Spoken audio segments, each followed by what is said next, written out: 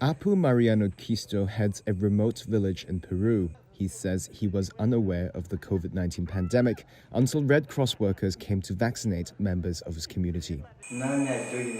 We did not know that COVID-19 exists, that it's a virus. It's the first time that we've heard about a virus called COVID-19. Thank you for this information. Quisto is a member of the Urarina indigenous group.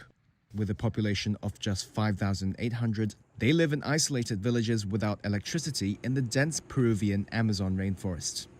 It's a challenge for government health workers and the Red Cross to reach them. They have to take a 3-day boat ride from the city of Iquitos, which is the largest city in the world, that can only be reached by boat or plane. Officials brought 800 COVID-19 shots with them, while many residents said what they needed more were other types of healthcare. We have people who are sick with headaches, vomiting, diarrhea, and malaria because malaria exists here in the community, and there are no medicines to treat the patients. Not all communities have been spared from the knowledge or impact of the pandemic. Locals report at least 5 people have died of COVID-19. Quisto says less than 20% of Peru's indigenous population has been fully vaccinated, compared to the 50% vaccination rate in the rest of the country. Finally, Infrastructure Week. I'm so happy to say that, Infrastructure Week. We did something that's long overdue, that long has been talked about in Washington, but never actually been done. The House of Representatives passed an Infrastructure Investment and Jobs Act. That's a fancy way of saying a bipartisan infrastructure bill. A once-in-a-generation investment that's going to create millions of jobs, modernize our infrastructure, our roads, our bridges, our broadband, a whole range of things, to turn the climate crisis into an opportunity. And it puts us on a path to win the economic competition of the 21st century that we face with China and other large countries and the rest of the world. Vice President Harris and I look forward to having a formal signing ceremony for this bipartisan infrastructure soon. But I'm not doing it this weekend because I want people who work so hard to get this done, Democrats and Republicans, to be here when we sign it. The American people have made clear one overwhelming thing, I think, and I really mean it. All the talk about the elections and what do they mean and everything. They want us to deliver. They want us to deliver. Democrats, they want us to deliver. Last night, we proved we can on one big item. Have you gotten assurances from moderate Democrats in the House and Senate that they are going to vote for your Build Back Better plan now that what they really wanted, the infrastructure bill, has passed? You know, I'm not going to answer that question for you because I'm not going to get into what made what commitments to me. I don't negotiate in public, but I feel confident. That we will have enough votes to pass the Build Back Better plan. What gives you that confidence? What gives you that confidence? Me.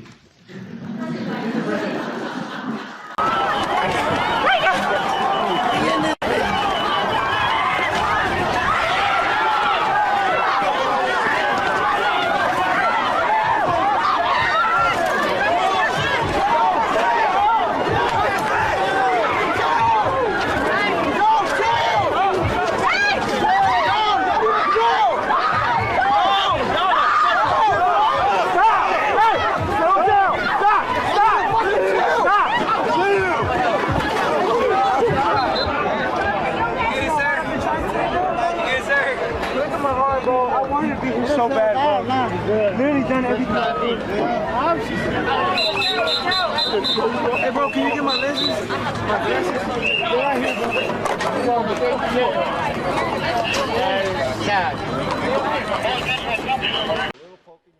The White House's plan to inoculate workers at American companies hit a snag Saturday. A U.S. federal appeals court issued a stay after numerous Republican-led states filed legal challenges against the new rule. It cited what it termed statutory and constitutional issues. President Joe Biden's vaccine mandate issued 2 days ago requires workers at companies with at least 100 employees to be vaccinated against COVID-19 or submit to weekly tests. The rule applies to more than 84 million workers at nearly 2 million companies. Republican governors argue the mandate exceeds the administration's legal authority. The Labor Department said it was, in its words, confident in its legal authority to issue the rule. The White House has until 5 p.m. Monday to respond to the court order. Biden's vaccine rule was set to take effect January 4th. Poland's near-total ban on abortions may have led to the death of a 30-year-old pregnant woman. That's what some activists are arguing after a constitutional tribunal ruling from October 2020 said terminating pregnancies with fetal defects was unconstitutional. Isabella, a woman in her 22nd week of pregnancy, died of septic shock after doctors waited for her unborn baby's heart to stop beating, according to activists who say she's the first woman to die as a result of the abortion ruling. Isabella's mother, Barbara, spoke to private broadcaster TVN 24 and read text messages her daughter sent from the hospital in September.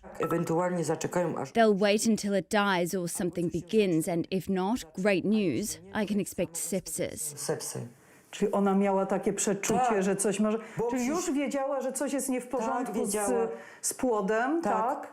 That they would wait until the baby dies as they had no other choice. Then she texted, I'm going to sleep. Cheers, Mum. It was 11:02 p.m. Buźki, mamuś, buźki, Izuniu, o 23:00. To jest ostatnie. Yes, it was. The government says Isabella's death was caused by an error by doctors, not the abortion law. On Friday, the hospital said it had suspended 2 doctors who were on duty at the time of the death. But the lawyer for Isabella's family is calling for a more significant change, a change to the Polish legislation. Thousands of people gathered in cities across Poland Saturday to protest the abortion laws in one of Europe's most devoutly Catholic countries. Poland's president proposed changing the law last year to make abortions possible in cases where the fetus was not viable. But Poland's ruling Law and Justice Party has yet to debate the bill.